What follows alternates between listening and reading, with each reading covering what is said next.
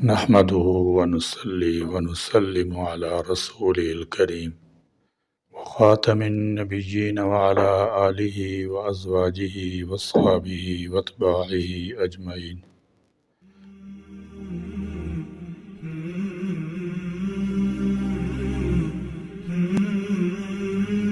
اللہ پاک نے اپنے آخری نبی حضرت محمد عربی صلی اللہ علیہ وسلم کی محبت الفت کی دولت سے انسانوں کے علاوہ جمادات، نباتات، حیوانات، حتیٰ کہ جنات کو بھی حصہ عطا فرمایا۔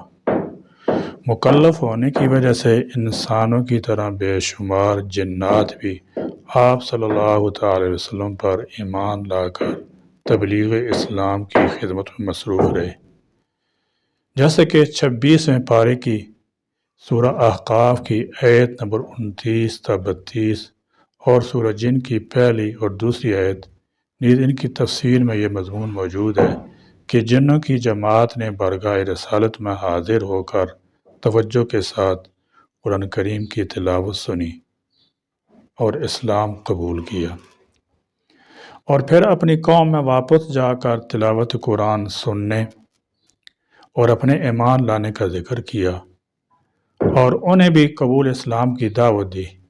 یاد رہے کہ جنات کی مختلف جماعتیں وقتاً فوقتاً بارگاہ رسالت میں حاضر ہوئیں۔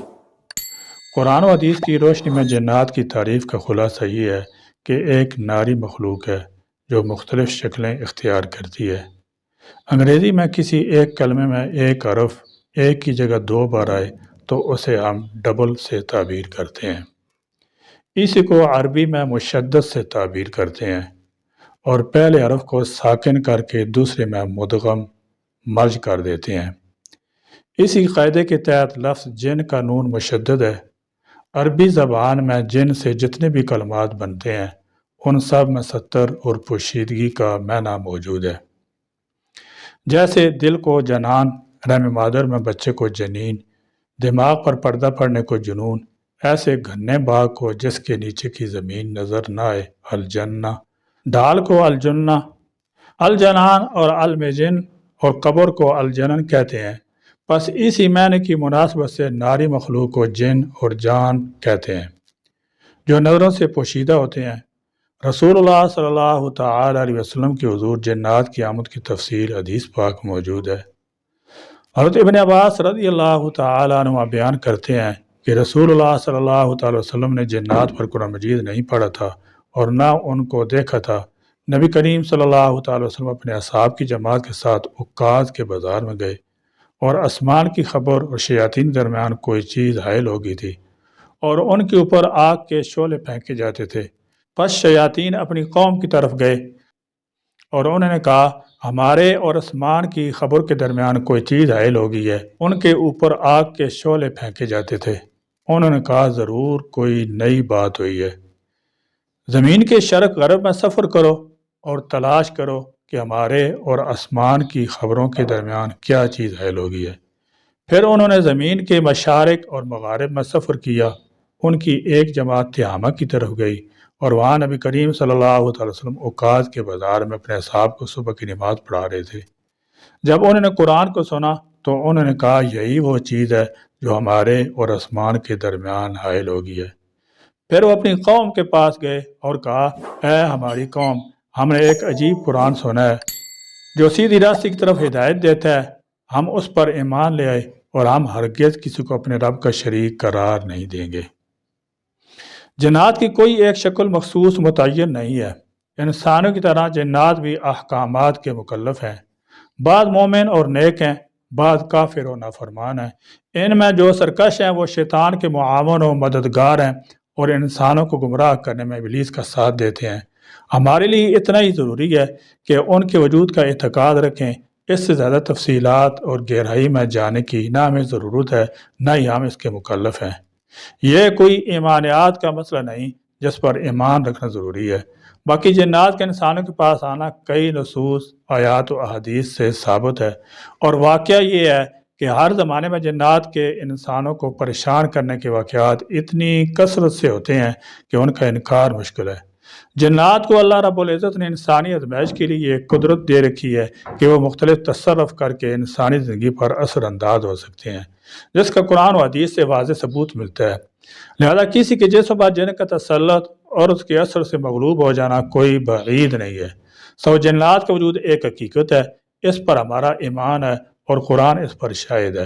ان میں مسلمان بھی ہیں، جنات میں مسلمان بھی ہیں اور کفار بھی، صالح بھی ہیں اور فاسق و فاجر بھی۔ لیکن آج کل عجیب و غریب حیت کے عامل لوگ اور جنات کے عامل ہونے کے دعوے دار سادہ لوگ مسلمانوں کو گمراہ کر رہے ہیں، لوٹ رہے ہیں، بلیک میل کر رہے ہیں، بعض صورتوں میں توام پرست عورتوں کو پھنسا کر ان کی آبروریزی کرتے ہیں، اور میڈیا بھی اپنے کاروبار کے لیے ایسے لوگوں کو پروموٹ کر رہا ہے۔ ان جیلی عملوں کے لیے سخت تعزیری قوانین کی ضرورت ہے۔ مطلب یہ ہے کہ جنات ایک حقیقت ہے اور وہ بھی نبی کریم صلی اللہ علیہ وسلم پر ایمان رکھتے ہیں، جنہوں نے بعثت رسول صلی اللہ علیہ وسلم کے وقت اللہ کے نبی سے قرآن سنا اور آپ کے نبی ہونے کا اقرار کیا تھا۔ ایک صاحب ایام جاہلیت میں قائم تھے، بعد میں مسلمان ہو گئے تھے۔ ان کا بیان ہے کہ ایک دن وہ بازار میں بیٹھے تھے کہ اتنے میں ایک جنیا آئی، اس کے چہرے سے گھبراہٹ یہاں تھی۔ وہ کہنے لگی، کیا تم نے جنات کی حیرت اور مایوسی دیکھی ہے؟ کیا ان کی ندامت کے بعد ان کی نا امیدی دیکھی ہے؟ کیا تم نے لوگوں کا اونٹ والوں اور چادر اوڑھنے والوں اہل عرب کا تابع ہو جانے کا منظر دیکھا ہے؟ رسول اللہ صلی اللہ علیہ وسلم کی مبعوث ہوتی جنات اور آسمان درمیان رکاوٹ پیدا ہو گئی ہے اور ان پر شدت سے چنگاریاں برسنے لگی ہیں۔ بہرحال حضرت صلی اللہ علیہ وسلم طائف سے واپسی میں مقام نخل میں ٹھہرے۔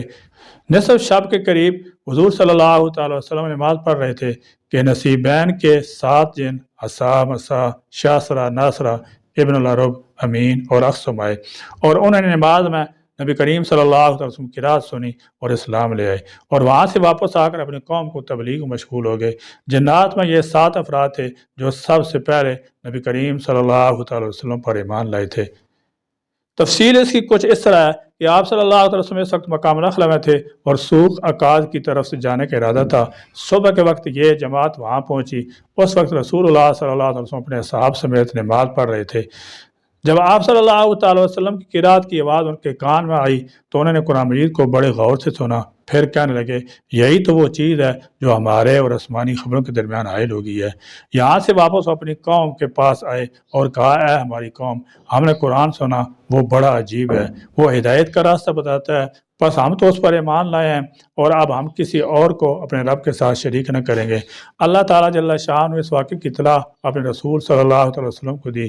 فرمایا، اے میرے رسول، آپ کہہ دیجئے کہ میرے پاس وہی آئی ہے کہ جنوں کی ایک جماعت نے قرآن سنا اور پھر کہا، ہم نے ایک عجیب قرآن سنا ہے جو ہدایت کا راستہ بتاتا ہے، ہم اس پر ایمان لائے اور اب ہم اللہ کے ساتھ کسی کو شریک نہیں کریں گے۔ ہمارے رب کی عظمت بہت بڑی عالی شان ہے، نہ اس کی کوئی بیوی ہے نہ اولاد۔ ہمارے بعد بیوقوف اللہ کے بارے میں افتراء پردازی کرتے تھے اور ہم یہ خیال کرتے تھے کہ انسان اور جن اللہ پر جھوٹ نہیں بولتے، اور انسانوں میں سے بعض جنات کی پناہ پکڑتے تھے۔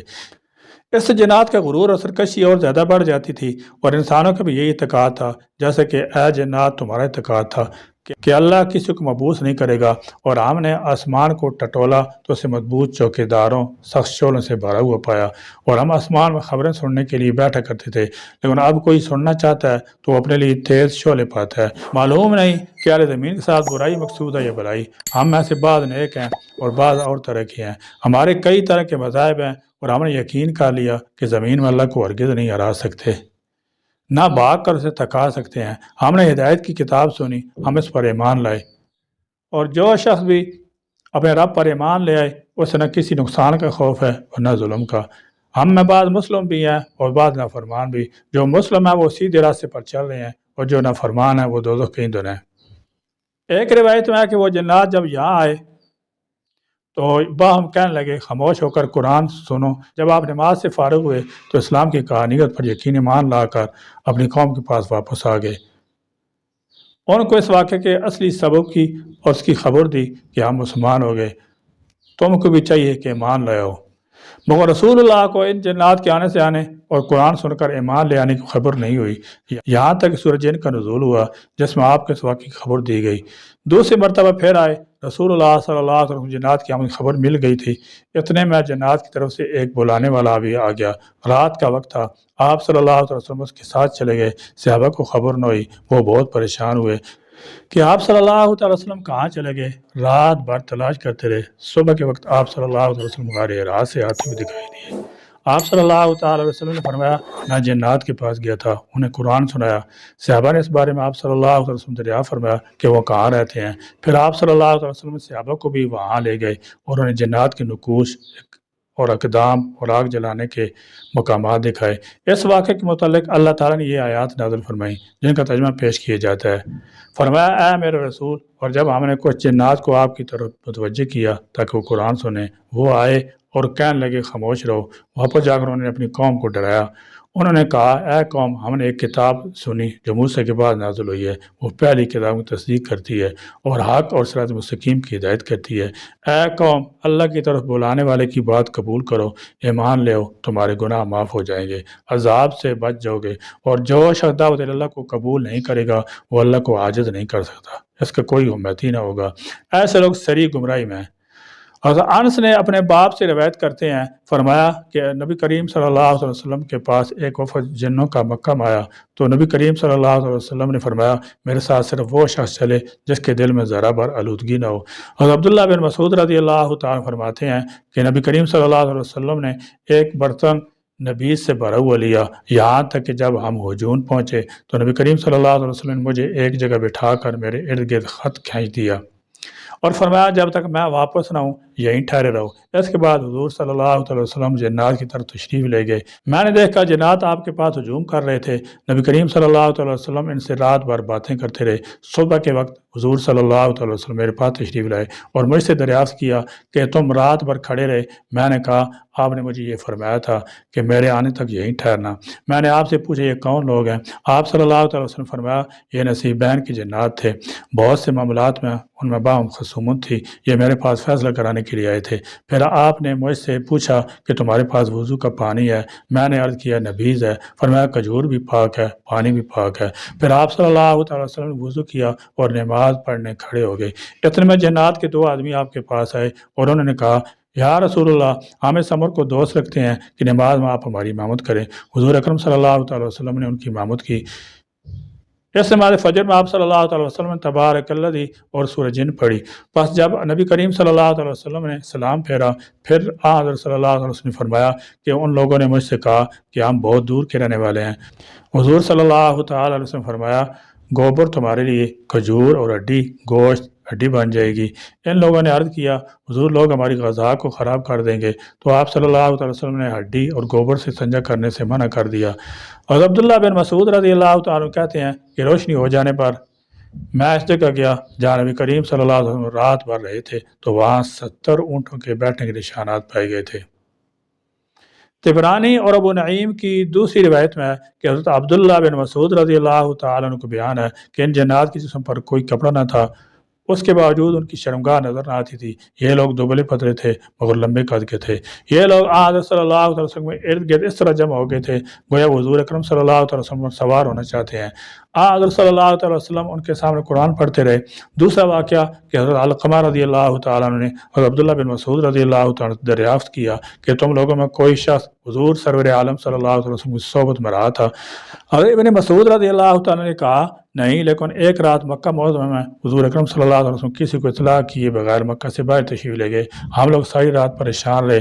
صبح ہوئی تو حضور صلی اللہ علیہ وسلم کو عراق کی طرف سے آتے دیکھا۔ صحابہ کرام پریشانی کو دیکھ کر آپ نے فرمایا کہ میرے پاس جنات کے قاصد آیا تھا، میں نے ان کے پاس جا کر قرآن پڑھ کر سنایا۔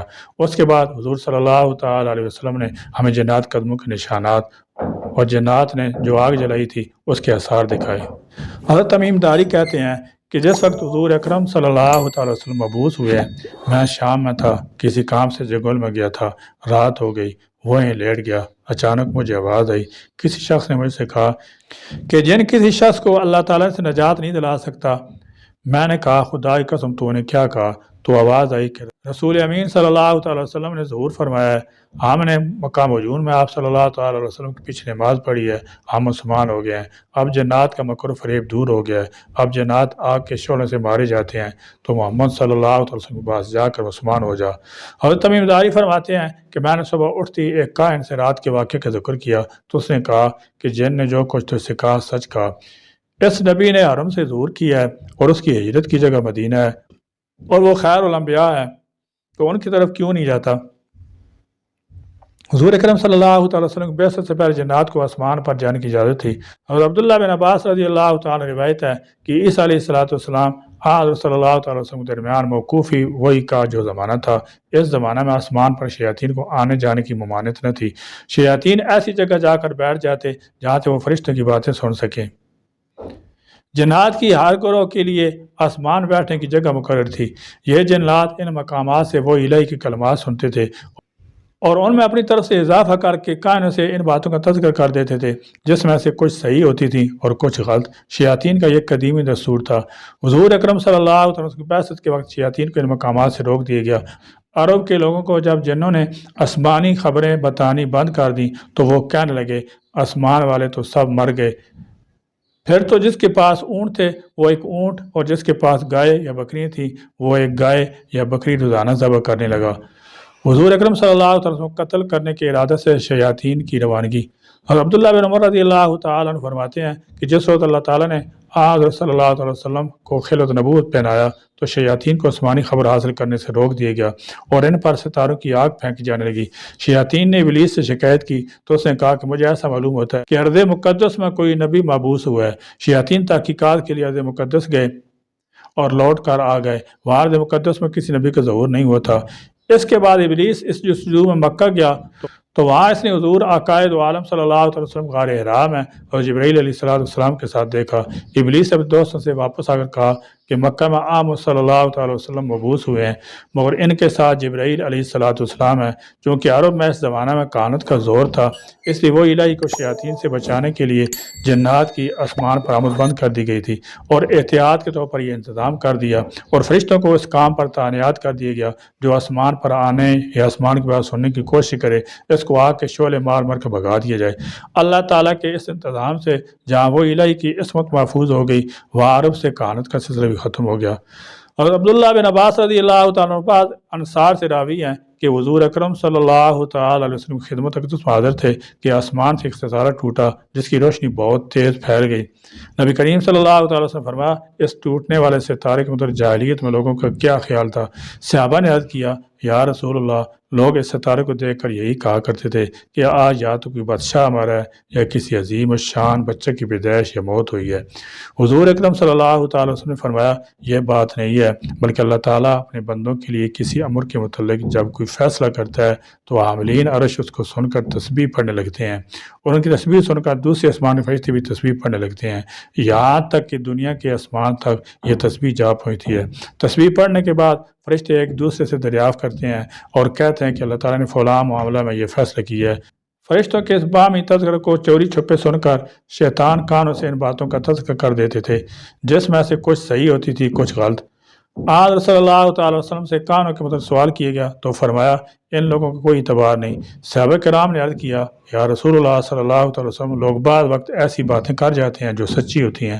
ارشاد ہوا جنات کوئی بات فرشتوں سے سن کر کانوں کے کانوں میں ڈال دیتے ہیں اور اپنی طرف سے بھی ایسی باتیں اس میں خلط ملط کر دیتے ہیں جو بالکل جھوٹی ہوتی ہیں، مگر اللہ تعالیٰ نے غیب کی باتیں چرانے کا انسداد ٹوٹنے والے ستاروں سے کر دیا ہے۔ جب یہ سلسلہ ہی منقطع ہو گیا تو کہانت ختم ہو گئی۔ جنات ہماری نگاہوں سے پوشیدہ ہیں لیکن وہ بلا شبہ مستقل مخلوق ہیں۔ قرآن مجید میں 46 جگہ جنات کا ذکر ہے، اس لیے ایک مسلمان نزدیک جنات کے وجود میں کوئی کلام نہیں ہے۔ اس مخلوق کا جسم آگ و ہوا سے مرکب ہے، ان کی عقل، شہوت، غضب، وہم و خیال اس درجہ غالب ہے کہ ان کا ہر فعل اختیاری عقل و شہوت اور غضب و قوت اور وہم و خیال کے تابع ہے۔